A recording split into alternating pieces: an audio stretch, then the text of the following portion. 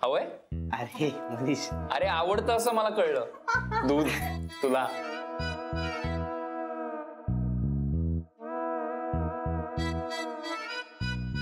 सुहागरात आता कसली?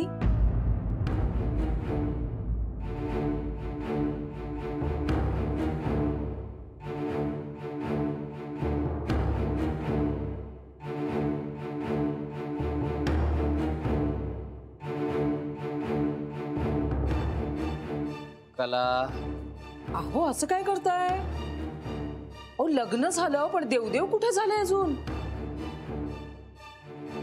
आपल्याकडे माहितीये ना, लग्न झाल्यानंतर कुलदैवतेचा आशीर्वाद असतो, मग घरात देवपूजा होते, त्यानंतर गर्भधानाचा कार्यक्रम होतो आणि मग हे आपलं सगळं काही ते.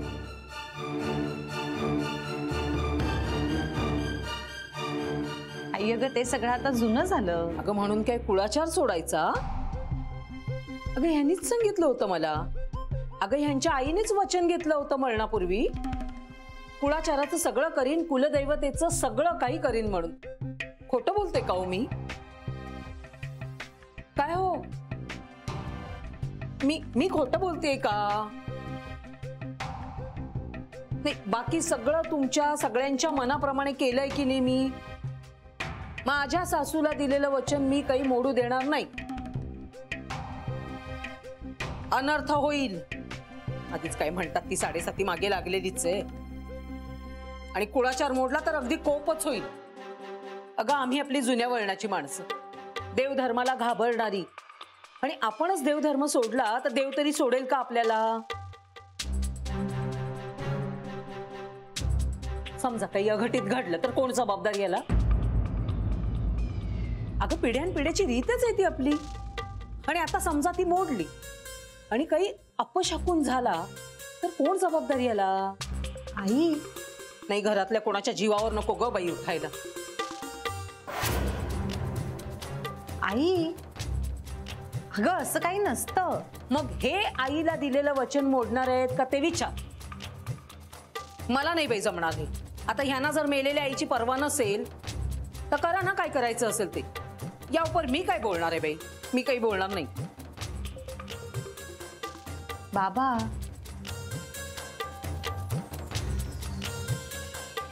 हो म्हणजे खरं सांगतेय ती.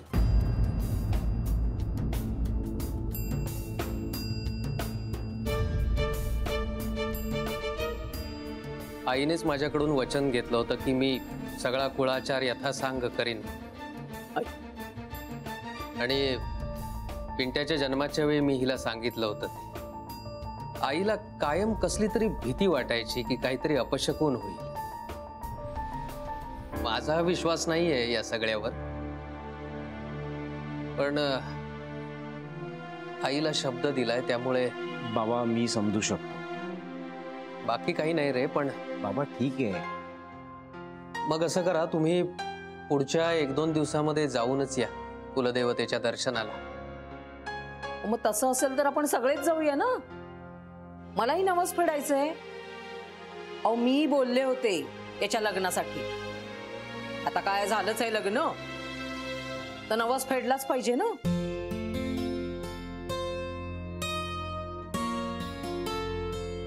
पिंट्या बाबा ठीक आहे, एवढं काही नाही, करून घेऊया आपण देवाचं. आणि त्याहीपेक्षा तुम्ही आजीला दिलेला शब्द मोडायला नको. सुनीता अहो झालं ना ताई, म्हणजे आधी देवदेव करायलाच हवा नाही का? तेच बाबा, आपल्याकडे जसं आहे ना तसंच करूया आपण. हे देवदेव झाले ना की मगच प्रपंच सुरू होतो आपल्याकडे. मग आम्ही केलेली रूम वाया गेली वाटतं.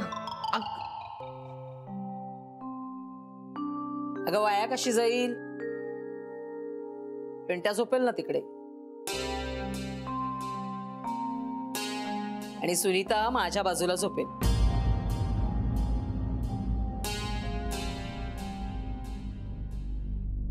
चालेल ना तुला?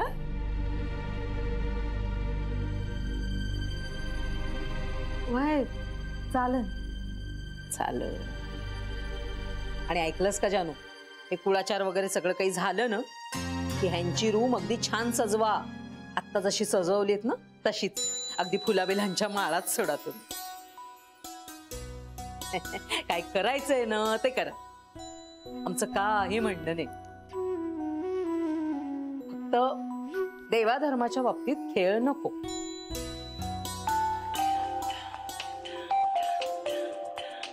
हा बेबी आत्या.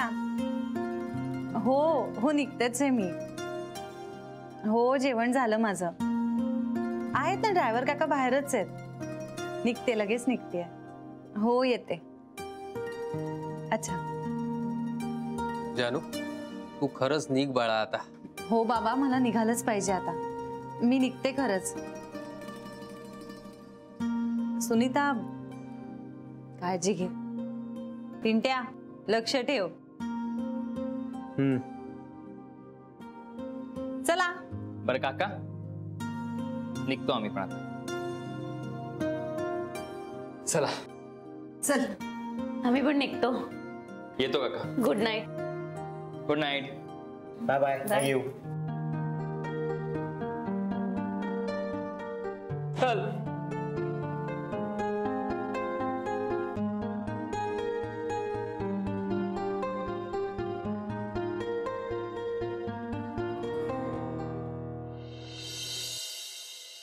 सुनीता चल, तू पण चेंज करून घे.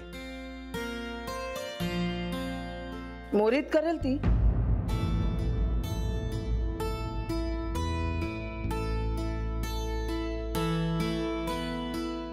नवरा बायकोंनी एका खोलीत जायचं नाही. आम्ही तर बघत सुद्धा नव्हतो एकमेकांकडे. विचार नाही ना.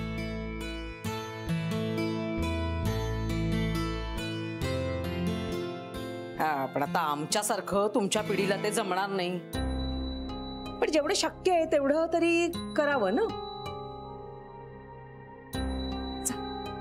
जा तू झोप जा.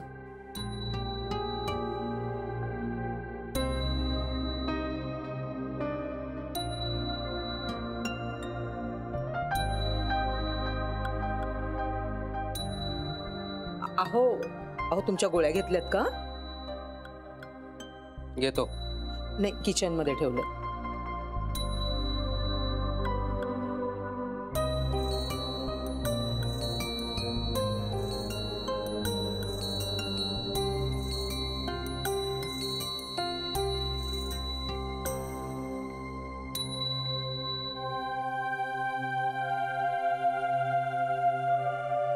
काय ग, तुझी बॅग कुठे?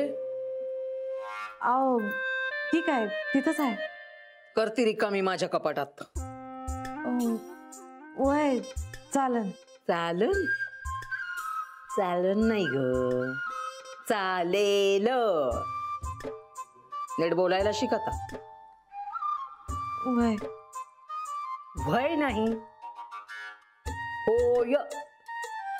त्या पोपटराव आणि बायजाबाईची मुलगी नाही आहेस तू आता. सहस्त्रबुद्ध्यांची सून आहेस तू. या घरचे रीतिरिवाज शिष्टाचार सगळं आधी समजून घे आणि मग त्याप्रमाणे वाग. कळलं ना? आता काय नुसती काय मान हलवत बसणार आहेस का? जा.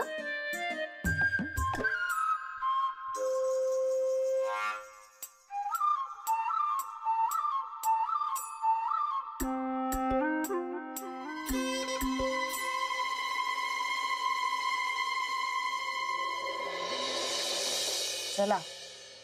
काही का असे ना सुनीता आली बाबा एकदाची माप ओलांडून घरी.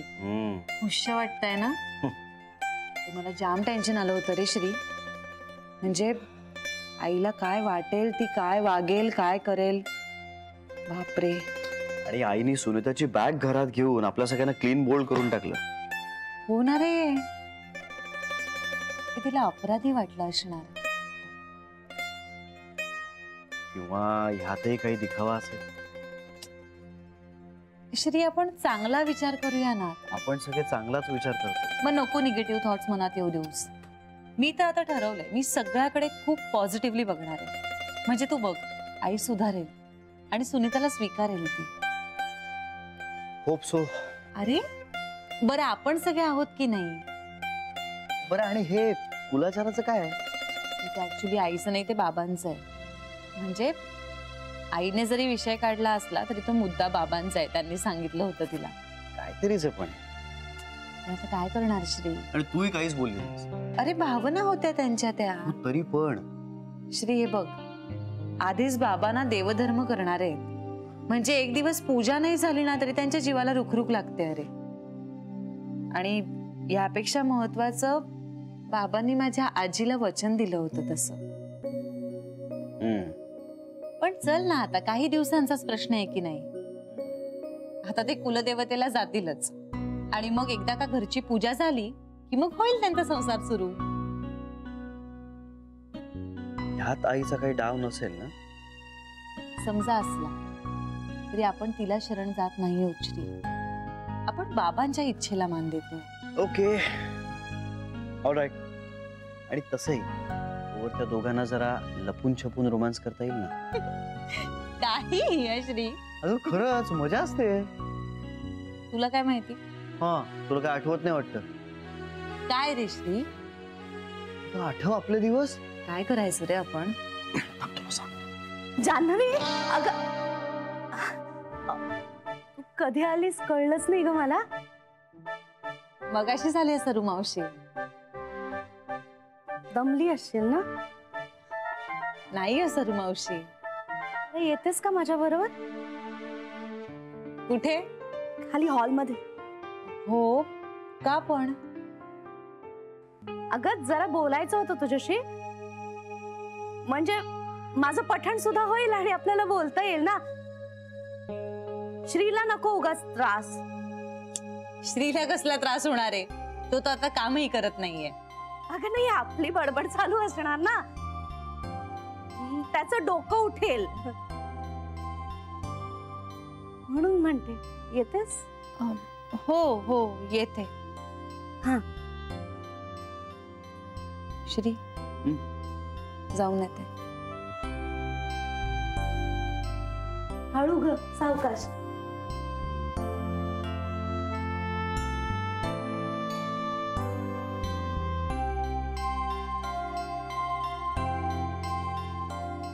आधी पिंट्याचं झालं, आता हिचं. एक टेन्शन संपलं की दुसरं येतंय.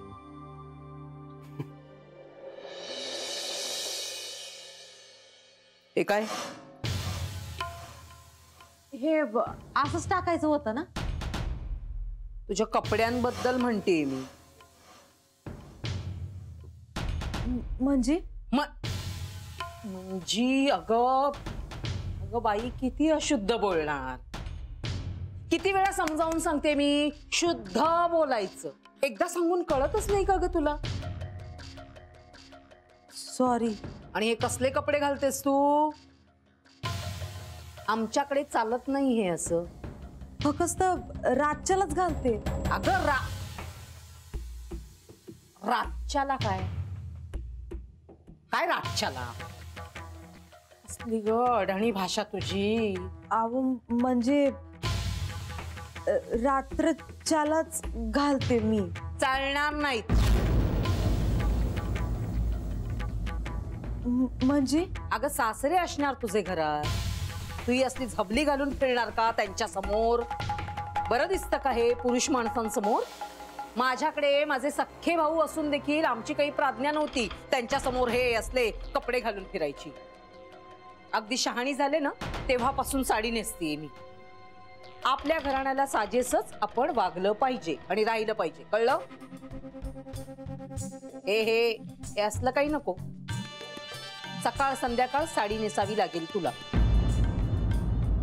जा, साडी नेसून. आता? हो आताच. त्याला काय झालं? या घरात राहायचं असेल तर या घरातले नियम पाळायला नको? अहो साडी नाही आहे माझ्याकडे. साडी नाहीये तुझ्याकडे? म्हणजे हाय, पण ती सकाळी तेवढी नेसून आलेली तीच आहे. मग नेसती. ही असली थेर चालायची नाही.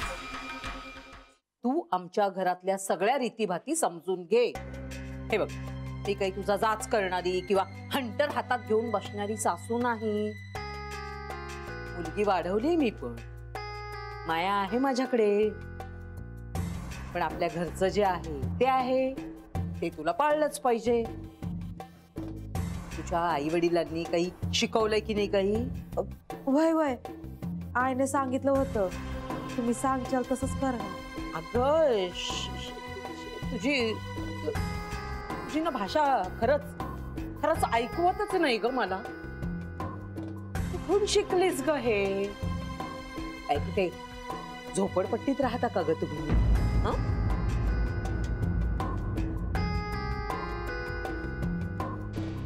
बरं ते भाषेचं जाऊ देत, ते नंतर बघू. पण लक्षात ठेव, साडी मात्र रोज नेसलीच पाहिजे. नसतील साड्या ना तर विकत घे. पैसे आहेत ना? नाही कमावतेस ना, म्हणून विचारते. माझ्यासारखी तरी अवस्था नाहीये ना, म्हणजे कमवत नसल्यामुळे सतत कोणाकडे तरी हात पसरावा लागतो. तसं तर नाहीये ना तुझं?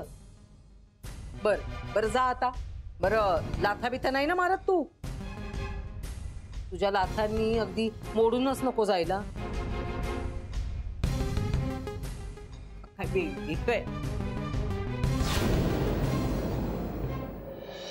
काय हे बघ, काय सांगताय? हेच तर सांगायचं होतं ना तुला. वाव मस्त. पण सरू मावशी, त्यांनी गुड मॉर्निंग पाठवल्यावर तुम्ही त्यांना काय रिप्लाय केलात? आता गुड नाईटचा मेसेज पाठवू का? नाही थांबा. नाही म्हणजे तुम्ही सकाळी काही रिप्लाय नाही केलात का? केला होता. काय? जय अत्यानंद महाराज. मग काहीच नाही. रिप्लाय नाही आला ना त्यांचा काही? नाही ना ग. असं गुड मॉर्निंग किंवा व्हेरी गुड मॉर्निंग असा काही मेसेज नाही पाठवलात का?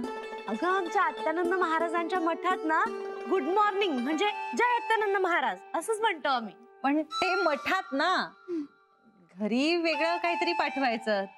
अगं चांगलं आचरण मठात काय घरात काय चांगलंच असतं ना. अगं मी करू का मेसेज त्यांना गुड नाईट? नको थांबा. ऐका, आपण उद्या सकाळपर्यंत वाट बघूया. त्यांचा जर काही मेसेज आला तर सरू मावशी प्लीज मला विचारल्याशिवाय तुम्ही रिप्लाय करणार नाही आता? हो चालेल, तू म्हणशील ना तसंच करेन मी सगळं.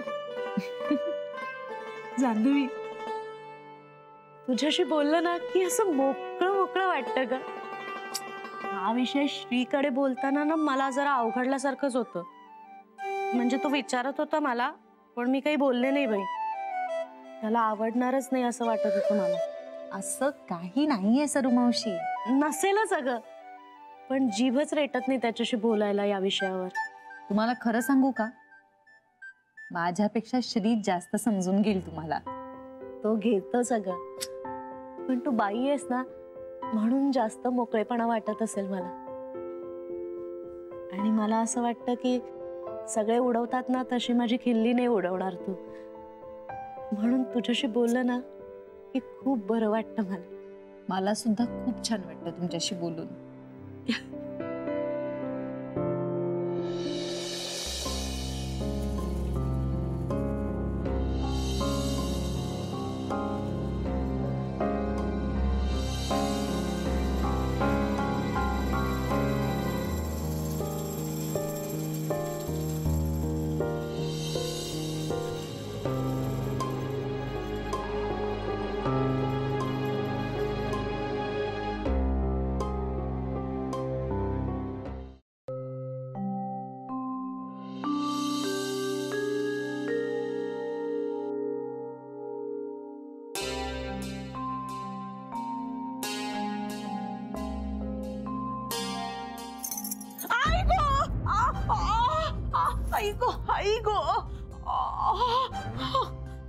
अगं काय ग सुनीता, अगं केवढ्या जोराने लाथा मारतेस तू.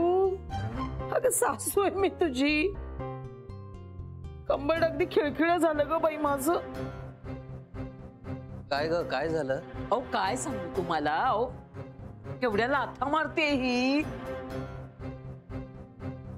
अहो नशीब माझं, म्हणून मी ह्या बाजूला तोंड करून झोपले, या बाजूला तोंड करून झोपले असते ना तर अगदी नरड्यावरच लाथ पडली असती आणि गेलेच असते ना मी. अहो नाही आई, मी ते अगं मला कल्पना नव्हती तुला लाथा मारायची एवढी सवय आहे ती. आता असते एकेकाला एखादी सवय, म्हणजे मला आपलं लाथेचं काही नाही ग, पण तुझी सासू धड नाहीये ना ग, तू काही मुद्दामून नाही करत आहेस कळतंय मला. पण काय तुझी लाथ चुकून जर मला लागली, हाडबीड मोडायचं ना माझं. आता हाडाची काढ झाली आहेत ग, काही जीव राहिलेला नाहीये त्याच्यात. आय खरंच सॉरी अहो. अगं सॉरी कसलं ग बाळा, आई ग आई, होत असं कधी कधी होत. आणि तुझ्यासाठी आता जागा पण नवीन आहे ना. बरं आता काय करूया मग, मी किचन मध्ये झोपू का? अगं छे छे, आऊ. काही वेडी आहेस का ग तू? नको नको, किचन मध्ये नको, तिकडची फरशी आहे ना ती अधिकच गार होते. एक तर थंडी वाऱ्याचे दिवस आहेत, जास्त गारटशील, आणि आपल्याकडे तेवढी अंथरुणं वगैरे पण नाहीयेत. नको उगीच एक करता भलतच काहीतरी होऊन जायचं. फक्त पाय जरा सांभाळ, बाकी इतकंच झोप.